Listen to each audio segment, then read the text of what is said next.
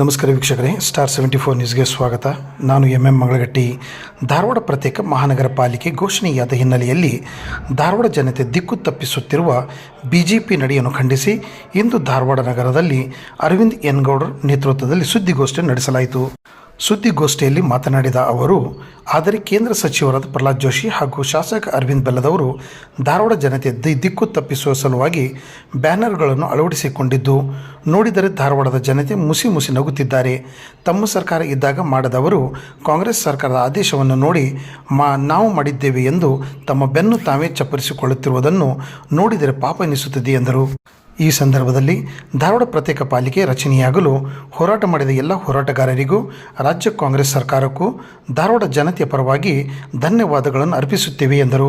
ಪತ್ರಿಕಾಗೋಷ್ಠಿಯಲ್ಲಿ ಪಾಲಿಕೆ ಸದಸ್ಯ ರಾಜು ಕಮ್ತಿ, ಕವಿತಾ ಕಬ್ಬೇರ್, ಸೂರವ್ವ ಪಾಟೀಲ್, ವೀರೇಶ್ ಶೆಟ್ಟರ್ ಉಪಸ್ಥಿತರಿದ್ದರು. ಕಮ್ತಿ ಅವರಿಗೂ ಕೂಡ ಸ್ವಾಗತವನ್ನು ಕೊಡ್ತೇನೆ. ಅದೇ ರೀತಿ ನಮ್ಮ ಮಹಾನಗರ ಪಾಲಿಕೆ ಸದಸ್ಯನಿಯಾದಂಥ ಸೂರವ್ವ ಪಾಟೀಲ್ ಅವರು, ಕವಿತಾ ಕಬ್ಬೇರ್ ಅವರಿಗೂ ಕೂಡ ಸ್ವಾಗತವನ್ನ ಕೊಡ್ತೇನೆ. ಅದೇ ರೀತಿ ಪ್ರತ್ಯೇಕ ಮಹಾನಗರ ಪಾಲಿಕೆ ಹೋರಾಟ ಸಮಿತಿಯ ರವಿ ಮಾಳ್ಗಿ ಅವರಿಗೂ ಹಾಗೂ ವೀರೇಶ್ ಶೆಟ್ಟರ್ ಅವರಿಗೂ ಕೂಡ ಸ್ವಾಗತವನ್ನ ಕೋರಿ ಈ ಪತ್ರಿಕಾಗೋಷ್ಠಿಯನ್ನ ನಡೆಸ್ತಾ ಇದ್ದೇನೆ. ಮಾನ್ಯರೇ, ತಮಗೆಲ್ಲ ಗೊತ್ತಿದ್ದಾಗೆ ದಶಕಗಳ ಹೋರಾಟ ಮಹಾನಗರ ಪಾಲಿಕೆಗಾಗಿ, ಧಾರವಾಡ ಪ್ರತ್ಯೇಕ ಮಹಾನಗರ ಪಾಲಿಕೆಗಾಗಿ ಹೋರಾಟ ನಿರಂತರವಾಗಿ ನಡೆದಿತ್ತು. ಸಾಕಷ್ಟು ಸರ್ಕಾರಗಳು ಬಂದು ಹೋದ್ರೂ ಕೂಡ ಯಾವುದೇ ಕೆಲಸ ಕಾರ್ಯಗತವಾಗಿರಲಿಲ್ಲ. ಮೊನ್ನೆ ತಾನೇ ಘನ ಸರ್ಕಾರದ ಮುಖ್ಯಮಂತ್ರಿಗಳಾದಂಥ ಸನ್ಮಾನ್ಯ ಸಿದ್ದರಾಮಯ್ಯನವರು ಧಾರವಾಡ ಪ್ರತ್ಯೇಕ ಮಹಾನಗರ ಪಾಲಿಕೆಯನ್ನ ಘೋಷಣೆ ಮಾಡುವುದರ ಮುಖಾಂತರ ಧಾರವಾಡಿಗರ ಏನು ಬಹುದಿನಗಳ ಬೇಡಿಕೆ ಇತ್ತು, ಆ ಬೇಡಿಕೆಯನ್ನ ಈಡೇರಿಸಿ ಧಾರವಾಡದ ಜನತೆಗೆ ಒಂದು ಸಂತೋಷವನ್ನ ಕೊಟ್ಟದ್ದನ್ನ ತಾವೆಲ್ಲರೂ ಸ್ಮರಿಸಬಹುದು. ಈಗ ಪ್ರತ್ಯೇಕ ಮಹಾನಗರ ಪಾಲಿಕೆ ಘೋಷಣೆ ಆಯಿತು. ಘೋಷಣೆ ಆದ ನಂತರ ಕೆಲವೊಂದಿಷ್ಟು ನಾಯಕರುಗಳು, ಸ್ವಯಂ ಘೋಷಿತ ನಾಯಕರು ಅನ್ನಲಿಕ್ಕೆ ನಾನು ಇಚ್ಛೆ ಪಡ್ತೇನೆ. ಇಲ್ಲಿ ಜನರ ದಾರಿಯನ್ನ ದಿಕ್ಕನ್ನ ತಪ್ಪಿಸುವ ನಿಟ್ಟಿನಲ್ಲಿ ಬ್ಯಾನರ್ ಗಳನ್ನ ಹಾಕ್ತಾ ಜನರ ದಿಕ್ಕನ್ನ ತಪ್ಪಿಸುವಂತ ಕೆಲಸವನ್ನು ಮಾಡ್ತಿದ್ದಾರೆ. ಅವರಿಗೆ ಸ್ವಲ್ಪ ಕಿವಿ ಮಾತನ್ನ ಹೇಳಬೇಕು. ಯಾಕಂದ್ರೆ ಸನ್ಮಾನ್ಯ ಅರವಿಂದ್ ಬೆಲ್ಲದವರು ಸಣ್ಣವರಲ್ಲ, ವಿರೋಧ ಪಕ್ಷದ ಉಪನಾಯಕರು. ಇನ್ನೊಬ್ಬ ನಾಯಕರು ಪ್ರಹ್ಲಾದ್ ಜೋಶಿ ಅವರು ಕೂಡ ಸಣ್ಣ ನಾಯಕರಲ್ಲ, ಅವರು ಕೇಂದ್ರ ಸರ್ಕಾರದ ಒಬ್ಬರು ಮಂತ್ರಿಗಳು. ಯಾಕವ್ರಿಗೆ ಒಂದು ಚಿಲ್ಲರೆ ಪ್ರಚಾರವನ್ನ ಗಿಟ್ಟಿಸುವ ಕೈಯಾಲಿ ಬಂತಂತ ನನಗೆ ಗೊತ್ತಾಗ್ತಾ ಇಲ್ಲ.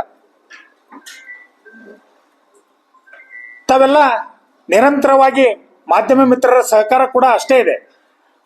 ಪ್ರತ್ಯೇಕ ಮಹಾನಗರ ಪಾಲಿಕೆ ಬರಲಿಕ್ಕೆ ಮಾಧ್ಯಮ ಮಿತ್ರರ ಸಹಕಾರ ಕೂಡ ಅಷ್ಟೇ ಇದೆ.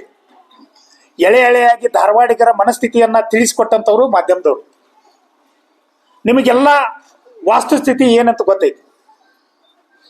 ಇವರೆಲ್ಲ ಇವತ್ತು ನಾವು ಮಹಾನಗರ ಪಾಲಿಕೆಯನ್ನ ಮಾಡಿದ್ವಿ ಅಂತ ಹೇಳ್ಕೊಂಡು ಭಿತ್ತಿ ಪತ್ರಗಳನ್ನ ಹಾಕೋದ್ರ ಮುಖಾಂತರ ಜನರ ಮುಂದೆ ಯಾವ ಮುಖ ಇಟ್ಕೊಂಡು ಹೋಗ್ತಾ ಇದ್ದಾರೆ ಅನ್ನೋದು ನಮ್ಗೆ ಅರ್ಥ ಆಗ್ತಾ ಇಲ್ಲ.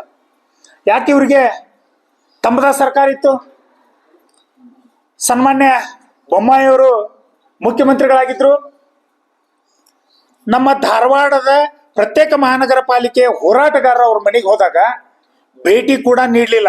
ಯಾರು? ಮಾನ್ಯ ಮುಖ್ಯಮಂತ್ರಿಗಳಾದ ಆಗಿನ ಮುಖ್ಯಮಂತ್ರಿಗಳಾದಂತ ಬಸವರಾಜ ಬೊಮ್ಮಾಯಿಯವರು. ಇನ್ನ ಪ್ರಹ್ಲಾದ್ ಜೋಶಿ ಅವರಿಗೆ ವೇದಿಕೆಯ ಎಲ್ಲ ಸದಸ್ಯರು ಸೇರಿ ಶ್ರೀ ಮುರುಘಾ ಮಠಕ್ಕೆ ಹೋಗಿ ಮಲ್ಲಿಕಾರ್ಜುನ ಮಹಾಸ್ವಾಮಿಗಳ ಹತ್ರ ಹೋಗಿ ಅವ್ರಿಗೊಂದು ಮಾತು ಹೇಳ್ರಿ, ಧಾರವಾಡಕ್ಕೆ ಬಹಳ ಅನುಕೂಲ ಆಕತಿ, ಧಾರವಾಡಕ್ಕೆ ಪ್ರತ್ಯೇಕ ಮಹಾನಗರ ಪಾಲಿಕೆ ಆಗ್ತದ, ನಮ್ಮ ಅಭಿವೃದ್ಧಿ ಆಕತಿ, ತಾವೊಬ್ರು ಶ್ರೀಗಳು ಜವಾಬ್ದಾರಿತ ಸ್ಥಾನದಾಗಿರೋರು ನೀವು ಅವ್ರಿಗೆ ಫೋನ್ ಮಾಡ್ರಿ ಅಂದಾಗ ಫೋನ್ ಮಾಡಿದ್ರ ಸ್ವತಃ ಪ್ರಹ್ಲಾದ್ ಜೋಶಿ ಅವರು ಗುರುಗಳ ನೀವು ಆ ವಿಷಯದಾಗ ಭಾಗವಹಿಸ್ಬೇಡ್ರಿ, ಇದನ್ನ ಮಾಡಕ್ ಆಗೋದಿಲ್ಲ, ನಾವು ಮಾಡೋದಿಲ್ಲ ಅಂತ ಹೇಳುವಂತ ಮಾತು ಹೇಳಿದವರು ಇವ್ರಿಗೆ ಇವತ್ತು ಬ್ಯಾನರ್ ಹಾಕೊಂಡು ನಾವು ಮಾಡೇವ ಅಂತ ಹೇಳಲಿಕ್ಕೆ ಏನ್ ನೈತಿಕತೆ ಐತಿ? ಅದನ್ನ ನಾವೆಲ್ಲ ವಿಚಾರ ಮಾಡ್ಬೇಕು. ಇವ್ರಿಗೆ ಏನ್ ಆಗ್ಬಿಟ್ಟೈತೆ ಅಂದ್ರೆ ಸುಳ್ಳು ಹೇಳಿ ಅದನ್ನ ಸಿದ್ಧ ಮಾಡುವ ಒಂದು ವಿದ್ಯೆ ಅವ್ರಿಗೆ ಕರಗತ ಆಗೈತಿ. ಅದೇನೋ ಅಂತಾರಲ್ಲ, ಹಿರಿಯರು ಇಂಥವ್ರು ನೋಡೇ ಒಂದು ಗಾದಿ ಮಾತು ಮಾಡಿರ್ಬೇಕು. ಕೊಟ್ಟ ಕುದುರೆಯ ಏರದವರು ವೀರರು ಅಲ್ಲ, ಶೂರರು ಅಲ್ಲ. ಅವ್ರಿಗೆ ಕುದುರೆ ಅವ್ರಿಗೆ ಕೈಯಾಗ ಕೊಟ್ಟಿತ್ತು, ಅವತ್ತು ಘೋಷಣೆ ಮಾಡಬಹುದಿತ್ತು ಅವರು, ಅಂದ್ರೆ ಅವ್ರಿಗೆ ಕುದುರೆ ಹತ್ತಕ್ ಆಗ್ಲಿಲ್ಲ.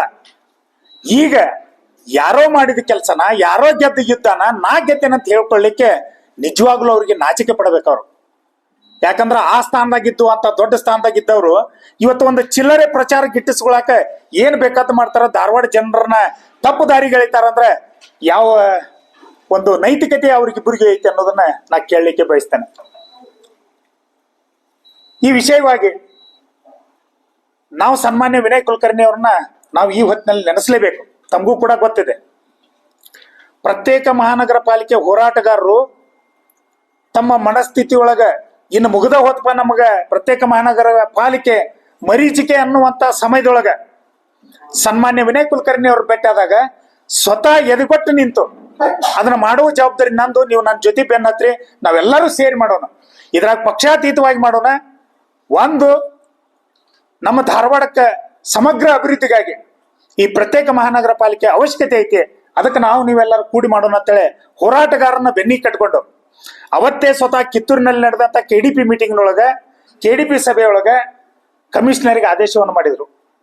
ಅದಕ್ಕೆ ಬೇಕಾಗುವಂತ ವ್ಯವಸ್ಥೆ ಏನಿದೆ, ಇನ್ಕಮ್ ಸೋರ್ಸ್ ಏನಿದೆ, ಜನಸಂಖ್ಯೆ ಯಾವ ರೀತಿ ಎಷ್ಟು ಬೇಕು, ಮತ್ತು ನಮ್ಗೆ 1 ರಿಂದ 26 ವಾರ್ಡದ ಮಾಹಿತಿ, ಅದರದ ಮ್ಯಾಪು ಎಲ್ಲವನ್ನು ರೆಡಿ ಮಾಡಿ ನೀವು ಪ್ರಪೋಸಲ್ ರೆಡಿ ಮಾಡಿ ನಾ ಸರ್ಕಾರದ ಲೆವೆಲ್ದೊಳಗೆ ನಾ ಮಾತಾಡಿ ಅದನ್ನ ಮಾಡಿಸುವಂತ ಕೆಲಸ ಮಾಡ್ತೇನೆ ಅಂತ ಆಯುಕ್ತರಿಗೆ ನಿರಂತರವಾಗಿ ಸಂಪರ್ಕ ಮಾಡ್ತಾ 2 ತಿಂಗಳದೊಳಗೆ ಅದನ್ನ ಎಲ್ಲ ರೆಡಿ ಮಾಡ್ಕೊಂಡು ಪ್ರಪೋಸಲ್ ಕೊಟ್ರು. ಪ್ರಪೋಸಲ್ ಕೊಟ್ಟ ಟೈಮ್ನಾಗ ಒಂದು ಆಯುಕ್ತರು ಏನಂದ್ರು, ಮಹಾನಗರ ಪಾಲಿಕೆ ಒಳಗ ಅದನ್ನ ಶಿಫಾರಸು ಮಾಡುವಂತ ವ್ಯವಸ್ಥೆ ಆಗ್ಬೇಕು ಸರ್ ಅಂದಾಗ ಆಯ್ತು ಮಾಡ್ರಿ ಅಂದ್ರು. ಅಲ್ಲಿ ಎಲ್ಲಾ ಸದಸ್ಯರು ಸೇರಿ, ಧಾರವಾಡ ಎಲ್ಲಾ ಸದಸ್ಯರು ಸೇರಿ ಪ್ರತ್ಯೇಕ ಮಹಾನಗರ ಪಾಲಿಕೆಗೆ ಅಸ್ತು ಅಂದ್ರು. ಇಲ್ಲ ನಮ್ದು ಒಪ್ಪಿಗೆ ಐತೆ ಅನ್ನುವಂತ ಮಾತು ಹೇಳಿದಾಗ ಪ್ರಪೋಸಲ್ ಕಾರ್ಪೊರೇಷನ್ಗೆ ಇವತ್ತು ಹೋಗತಿ, ನಾಳೆ ಅವ್ರದ್ದು ಸಭೆ ಇದೆ, ಅವತ್ತು ಬೆಳಿಗ್ಗೆ ಪ್ರಹ್ಲಾದ್ ಜೋಶಿ ಅವರು ಲೆಟರ್ ಕೊಡ್ತಾರ. ಅಂದ್ರೆ ಆಕತೆ ಅಂದಾಗ ನಂದು ಒಂದು ಇರ್ಲಿ ಅಂತ. ಅಂದ್ರೆ ಈ ರೀತಿ ಮನಸ್ಥಿತಿ ಅವಾಗ ಯಾಕಿರ್ಲಿಲ್ಲ, ಅವ್ರದೇ ಸರ್ಕಾರ ಇದ್ದಾಗ ಯಾಕಿರ್ಲಿಲ್ಲ? ಅಂದ್ರೆ ಅವತ್ತು ಕಾರ್ಪೊರೇಷನ್ ಅಲ್ಲಿ ಆದ್ಮೇಲೆ ಸ್ವತಃ ಅದನ್ನ ಪ್ರಪೋಸಲ್ ಸರ್ಕಾರದ ಮಟ್ಟಿಗೆ ಹೋದಾಗ ಸನ್ಮಾನ್ಯ ಶಾಸಕರಾದಂತ ವಿನಯ್ ಕುಲಕರ್ಣಿ ಅವರು ನನಗನ್ಸಿದ ಮಟ್ಟಿಗೆ ಅವರ ರಾಜಕೀಯ ಇತಿಹಾಸದೊಳಗ ಟೇಬಲ್ ಟು ಟೇಬಲ್ ಅಡ್ಡಾಡಿ ಅವ್ರು ಎಂದೂ ಕೆಲಸ ಮಾಡಲ್ಲ. ತಮಗೂ ಗೊತ್ತೈತೆ ಅವ್ರ ಸ್ವಭಾವ. ಒಂದ್ ಫೋನ್ ಮಾಡಿ ಅದ್ ಕೆಲಸ ಆಗ್ಬೇಕಪ್ಪ ಅನ್ನುವಂತ ವ್ಯಕ್ತಿಗಳು ನಿಜವಾಗಿ ಹೇಳ್ಬೇಕಂದ್ರೆ ಟೇಬಲ್ ಟು ಟೇಬಲ್ ಅಡ್ಡಾಡಿ ಅಲ್ಲಿಂದ ಅದನ್ನ ಶಿಫಾರಸ್ ಮಾಡುವವರೆಗೆ ಅದನ್ನ ಮುಂದೆ ಕಳಿಸುವವರೆಗೆ ಬಿಡ್ಲಿಲ್ಲ. ಆ ರೀತಿ ಮಾಡಿ ಸನ್ಮಾನ್ಯ ಸಿದ್ದರಾಮಯ್ಯನವ್ರು ಅವತ್ತು ಸಭೆ ಇದ್ದಾಗ, ಕ್ಯಾಬಿನೆಟ್ ಇದ್ದಾಗ ಅವ್ರ ಒಳಗ್ ಬರ್ಬಿಟ್ಟು ಹೋಗ್ಬೇಕಾದ್ರೆ ಎಲ್ಲರೂ ಸೇರಿ ನಾವು ಹೇಳಿದ್ವಿ, ನಾವು ಕೂಡ ಇದ್ವಿ. ಹೇಳಿದಾಗ ಆಯ್ತಪ್ಪ ಮಾಡ್ತೀವಿ, ಮಾಡೋನು, ನಿನ್ ಬಹಳ ಒತ್ತಾಯ ಆಗೈತೆ, ನನ್ ಸಾಕಾಯ್ತು ನಿನ್ ಫೋನ್ ಅನ್ನುವಂತ ಮಾತು ಹೇಳಿದ್ರು ಅವ್ರು ಸಿದ್ದರಾಮಯ್ಯ ಸಾಕು. ಒಳಗ್ ಹೋಗಿ ಹೊಳ್ಳೆ ಅದ ಆದೇಶ ಆದ್ಮೇಲೆ ಬಂದ್ಮೇಲೆ ನಿನ್ ಕೆಲಸ ಮಾಡೇ ನೋಡಪ್ಪ ಅಂತ ಹೇಳಿದ್ರು. ಅಲ್ಲಿವರೆಗೆ ಅಲ್ಲಿ ಬಾಗ್ಲಕ್ ಹಾಕುಂತ ನಿಂತವ್ರು. ನಿರಂತರವಾಗಿ ಸಂಪರ್ಕ. ಮತ್ತ ಇಲ್ಲೇ ಶಿವಲೀಲಾ ಕುಲಕರ್ಣಿ ಅವ್ರನ್ನ ನೆನೆಸ್ಕೊಲಿಲ್ಲ ಅಂದ್ರೆ ತಪ್ಪಾಕತಿ. ದೀಪಾ ಚೋಳನ್ ಮೇಡಮ್ ಅವ್ರಿಗೆ ನಿರಂತರವಾಗಿ ಫೋನ್ ಮುಖಾಂತರ ನಾನು ಒಬ್ಳು ಧಾರವಾಡದ ನಾಗರಿಕಳಾಗಿ ಆ ಕೆಲಸ ಅವಶ್ಯಕತೆ ಐತಿ. ಧಾರವಾಡದ ಅಭಿವೃದ್ಧಿ ಯಾವುದೇ ಒಂದು ಅನುದಾನ ಬಂದ್ರೂ ಕೂಡ ಸಿಂಹಪಾಲು ಹುಬ್ಬಳ್ಳಿಗೆ. ಧಾರವಾಡ ಜಿಲ್ಲಾ ಕೇಂದ್ರವಾದ್ರೂ ಕೂಡ ನಮ್ಮ ವ್ಯವಸ್ಥೆಯಲ್ಲಿ ಯಾವುದೇ ಇರಲಿ, ಯಾವುದೇ ವ್ಯವಸ್ಥೆ ಇದ್ರೂ ಕೂಡ ಎಲ್ಲ ಹುಬ್ಬಳ್ಳಿಗೆ ಹೋಗುವಂತ ವ್ಯವಸ್ಥೆ ಇದೆ. ಅದಕ್ಕೆ ದಯವಿಟ್ಟು ಅದನ್ನ ಯಾವ ರೀತಿ ಮಾಡ್ತೀರಿ ನೀವು, ಅದನ್ನ ಮಾಡ್ಲೇಬೇಕು ಅನ್ನುವಂತ ನಿರಂತರವಾಗಿ ಫೋನ್ ಮುಖಾಂತರ ಅವ್ರಿಗೂ ಕೂಡ ಒತ್ತಾಯವನ್ನು ಮಾಡಿ ಅವ್ರನ್ನೂ ಕೂಡ ನಾವು ನೆನೆಸ್ಬೇಕಾಗ್ತದೆ. ಅದಕ್ಕೆ ಈ ಹೋರಾಟ ಏನ ಧಾರವಾಡ ಮಹಾನಗರ ಪಾಲಿಕೆ ಪ್ರತ್ಯೇಕವಾಗ್ಲಿಕ್ಕೆ ನಿರಂತರವಾಗಿ ಶ್ರಮವನ್ನು ಪಟ್ಟವರು ಸನ್ಮಾನ್ಯ ವಿನಯ್ ಕುಲಕರ್ಣಿ ಅವರು. ಅವರಿಗೆ ಹೆಗಲಿಗೆ ಹೆಗಲು ಕೊಟ್ಟು ನಿಂತವರು ನಮ್ಮ ಉಸ್ತುವಾರಿ ಸಚಿವರಾದಂತ ಸಂತೋಷ್ ಲಾಡ್ ಸಾಹೇಬ್ರು ಇರ್ಬೋದು, ಪ್ರಸಾದ್ ಅಬ್ಬಯ್ಯ ಸಾಹೇಬ್ರು ಇರ್ಬೋದು, ಕೋನ್ ರೆಡ್ಡಿ ಸಾಹೇಬ್ರು ಇರ್ಬೋದು, ಇವ್ರು ನಿರಂತರವಾಗಿ ಧಾರವಾಡ ಜಿಲ್ಲೆಯ ಎಲ್ಲ ಶಾಸಕರು, ಕಾಂಗ್ರೆಸ್ನ ಎಲ್ಲ ಶಾಸಕರು, ಸಚಿವರು ನಿರಂತರವಾಗಿ ಪ್ರಯತ್ನ ಮಾಡಿದ್ದಕ್ಕೆ ಇವತ್ತು ಧಾರವಾಡದಲ್ಲಿ ಪ್ರತ್ಯೇಕ ಮಹಾನಗರ ಪಾಲಿಕೆ ಘೋಷಣೆ ಆಗಿದೆ. ನಿಜವಾಗೂ ಅವ್ರಿಗೆ ಏನ್ರ ಸನ್ಮಾನ್ಯ ಬೆಲ್ಲದವರಿಗೆ, ಸನ್ಮಾನ್ಯ ಜೋಶಿ ಅವರಿಗೆ ನೈತಿಕತೆ ಅನ್ನುವಂಥದ್ದು ಏನ್ರ ಇದ್ರೆ ಅವ್ರ ಬ್ಯಾನರ್ಗಳನ್ನ ತೆಗೆದ ಪಕ್ಷಾತೀತವಾಗಿ ಧಾರವಾಡದ ಅಭಿವೃದ್ಧಿ ಬೇಕಾಗಿದೆ ಅವ್ರಿಗೆ. ಧಾರವಾಡ ಅಭಿವೃದ್ಧಿ ಸಲುವಾಗಿ ಧಾರವಾಡ ಸಪರೇಟ್ ಆಗ್ಬೇಕಾಗಿತ್ತು. ಈಗ ಆಗೈತಿ. ಸರ್ಕಾರಕ್ಕೆ ಒಂದು ಅಭಿನಂದನೆ ಸಲ್ಲಿಸ್ಲಿ ಅವ್ರು. ನಾವು ಮಾಡಿವಂತ ತಮ್ಮ ಬೆನ್ನ ತಾವು ಚಪ್ಪರಿಸ್ಕೊಳ್ಳೋದನ್ನ ಬಿಡಬೇಕಂತ ಹೇಳಿ ನಾನು ಇಲ್ಲಿ ಹೇಳಲಿಕ್ಕೆ ಬಯಸ್ತೇನೆ. ಯಾಕಂದ್ರೆ ಇಲ್ಲಿ ಹೋರಾಟಗಾರರು ಅದಾರ, ಅದ್ರ ಬಗ್ಗೆ ಪ್ರಯತ್ನ ಮಾಡಿದವರು ಅದಾರ. ನಮ್ಮ ವಿರೋಧ ಪಕ್ಷದ ನಾಯಕರಾದಂತ ರಾಜಶೇಖರ್ ಕಂಪ್ತಿಯವರು ಅದ್ರ ಬಗ್ಗೆ ತಮ್ಮ ಜೊತೆ ಮಾತಾಡ್ತಾರ ಅಂತ ಹೇಳ್ತೀನಿ.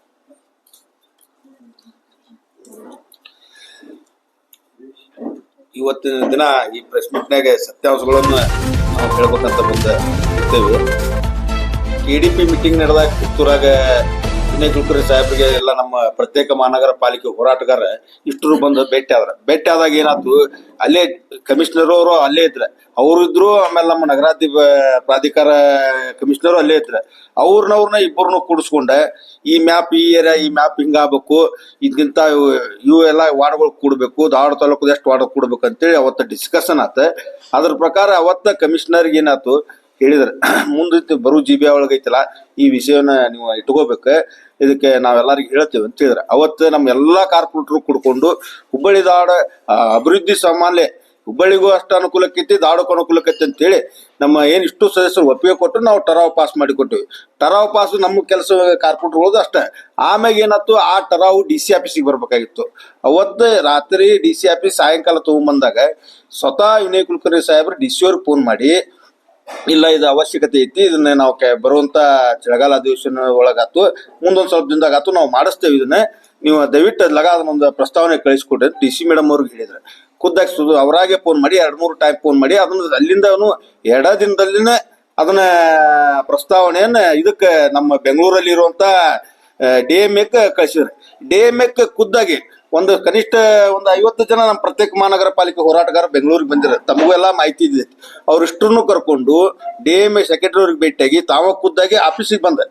ಸೆಕ್ರೆಟರಿ ಕೂಡ ಅವ್ರು ಕೂಡ ಡಿಸ್ಕಷನ್ ಮಾಡಿ, ಇಲ್ಲ ನಮ್ ಧಾರವಾಡಕ್ಕೆ ಇದು ಮಾಡ್ಲೇಬೇಕ್ರಿ ಅಭಿವೃದ್ಧಿ ಸಾಮಾನ್ಯ ಅಂತೇಳಿ ಅವ್ರಿಗೆ ಮನವರಿಕೆ ಮಾಡಿ ಕೊಟ್ಟು 1 ದಿನ ಅಥವಾ 2 ದಿನದಲ್ಲಿ, ನಾನು ಅಲ್ಲಿ ಸ್ವತಃ ನಾನು ಒಬ್ಬ ಇದ್ದವ, ಈ ಹೋರಾಟಗಾರರು ಎಲ್ಲರೂ ಅಲ್ಲಿ ಇದ್ರು, ಎಲ್ಲಾರು ಕುಡ್ಕೊಂಡು 2 ದಿನದಲ್ಲಿ ಅದನ್ನ ಐತೆಲ್ಲ ಸಾಹೇಬ್ರು ಖುದ್ದಾಗಿ ಕುಂತು 2 ದಿನದಲ್ಲಿ ಅಲ್ಲಿಂದ ಇದಕ್ಕೆ ವಿಡಿಗೆ ಹಾಕ್ಸಿದ್ರು.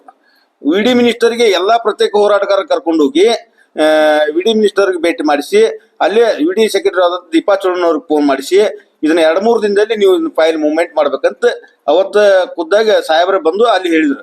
ಅದೇ ಪ್ರಕಾರ ಸಿದ್ದರಾಮಯ್ಯ ಸಾಹೇಬ್ರಿಗೂ ಭೇಟಿ ಆದ್ರು, ಸಂತೋಷ್ ಲಾಡ್ ಸಾಹೇಬ್ರಿಗೂ ಭೇಟಿ ಆದ್ರು, ಅಭಯ್ ಸಾಹೇಬ್ರು ಅವರು ಅದಕ್ಕೆ ಬಹಳ ಪ್ರಯತ್ನ ಮಾಡತ್ತಿದ್ರು. ಹಿಂಗಾಗಿ ಅಲ್ಲಿಂದ ಐತಲ್ಲ ಇದಕ್ ಬಂತ, ವಿಡಿಯಿಂದ ಎಲ್ಲಿಗೆ ಬಂತು ಅಂದ್ರೆ ಫೈನಾನ್ಸ್ ಡಿಪಾರ್ಟ್ಮೆಂಟ್ಗೆ ಬಂತು. ಫೈನಾನ್ಸ್ ಡಿಪಾರ್ಟ್ಮೆಂಟ್ನಾಗ ನಮ್ಮ ಮೊದಲಿದ್ದಂತ ಕಮಿಷನರ್ ಗೋಪಾಲ್ ಕೃಷ್ಣ ಅವ್ರು ಇದ್ರು ಅಲ್ಲಿ ಆಫೀಸರ್ಸ್. ಆ ಗೋಪಾಲ್ ಕೃಷ್ಣ ಅವ್ರಿಗೆ ಫೋನ್ ಮಾಡಿ ಮಾತಾಡಿ, ಇದೇನೂ ಇಲ್ಲ, ಇದನ್ನ 2 ದಿನದಲ್ಲಿ ನೀವು ಹೆಂಗಾರ ಮಾಡಿ ಕ್ಲಿಯರ್ ಮಾಡ್ಬೇಕು ಅಂತ ಒತ್ತಾಯ ಮಾಡಿದ್ರು ಸಾಹೇಬ್ರು ಒತ್ತಾಯ ಮಾಡಿದಾಗ ಅದನ್ನೇನೈತಲ್ಲ ಅಲ್ಲಿಂದ 2 ದಿನದಲ್ಲಿ ಕಳಿಸಿ ಇದಕ್ ಬಂತ, ಎಲ್ಲಿ ಇದಕ್ಕೆ ಕ್ಯಾಬಿನೆಟ್ ಅಲ್ಲ ರೀ, VD ಸೆಕ್ರೆಟರಿ ಅವ್ರಿಗೆ ಬಂತು. VD ಸೆಕ್ರೆಟರಿ ಅವ್ರಿಗೆ ಮಾತಾಡಿ ಫೈನಾನ್ಸ್ ಡಿಪಾರ್ಟ್ಮೆಂಟ್ಗೆ ಬಂತು. ಫೈನಾನ್ಸ್ ಡಿಪಾರ್ಟ್ಮೆಂಟ್ಗೆ ಬಂದಾಗ ಖುದ್ದಾಗಿ ಸಾಹೇಬ್ರ ಬಂದು, ವಿನಯ್ ಕುಲಕರ್ಣಿ ಸಾಹೇಬ್ರ ಬಂದು ಅಲ್ಲಿಂದ ಕ್ಲಿಯರ್ ಮಾಡಿ ಕ್ಯಾಬಿನೆಟ್ಗೆ ಬಂತು. ಕ್ಯಾಬಿನೆಟ್ ಬಂದಾಗ ನಮ್ಮ ಸಾಹೇಬ್ರು ಖುದ್ದಾಗಿ CM ಅವ್ರಿಗೆ 1 ದಿನ ಮುಂಚಿತವಾಗಿ, ನಾವು ಕ್ಯಾಬಿನೆಟ್ ಬರೋಕ್ಕಿಂತ 2 ದಿನ ಮುಂಚಿತವಾಗಿ ಪ್ರತ್ಯೇಕ ಮಹಾನಗರ ಪಾಲಿಕೆ ಹೋರಾಟಗಾರರು ಸುಮಾರು 50 ಜನ ಮತ್ತು ಹೋಗಿದ್ರು. ಅವ್ರು ಕೂಡ ನಾವು ಸಾಹೇಬ್ರ ಖುದ್ದಾಗಿ ಬಂದು CM ಅವ್ರಿಗೆ ಡೈರೆಕ್ಟ್ ಭೇಟಿಯಾಗಿ, ನಾವು ಇದನ್ನೇನೈತಲ್ಲ ನಮ್ಮಲ್ಲಿ ಬಹಳ ಅನುಕೂಲ ಐತಿ, ಪ್ರತ್ಯೇಕ ಮಹಾನಗರ ಮಾಡಿದ್ರೆ ಹುಬ್ಬಳ್ಳಿ ಧಾರವಾಡ ಅವಳಿ ನಗರಗಳು ಹೆಚ್ಚಿಗೆ ಬೆಳೆಯಾಕತ್ತಾವ, ಅಭಿವೃದ್ಧಿ ಮಾಡಕ್ ಬಹಳ ಅನುಕೂಲ ಆಕೈತಿ, ಇದನ್ನ ನೀವು ಯಾವ್ದೋ ಪರಿಸ್ಥಿತಿ ಮಾಡಿಕೊಡ್ಬೇಕಂತ ಹೇಳಿದಾಗ ಆಯ್ತಪ್ಪ ನಾ ಮಾಡ್ತೀನಿ ಅಂತೇಳಿ ಮೊದ್ಲ ಭರವಸೆ ಕೊಟ್ಟಿದ್ರೆ, ಮೊದ್ಲೇಕನ 1 ದಿನ ಮೊದ್ಲೇಕ್ ಹೋದಾಗ ಭೇಟಿಯಾದಾಗ ಮತ್ತೊಮ್ಮೆ ಭರವಸೆ ಕೊಟ್ಟು ನಾವು ಮಾಡ್ತೀವಿ ಅಂತ ಹೇಳಿದ್ರು.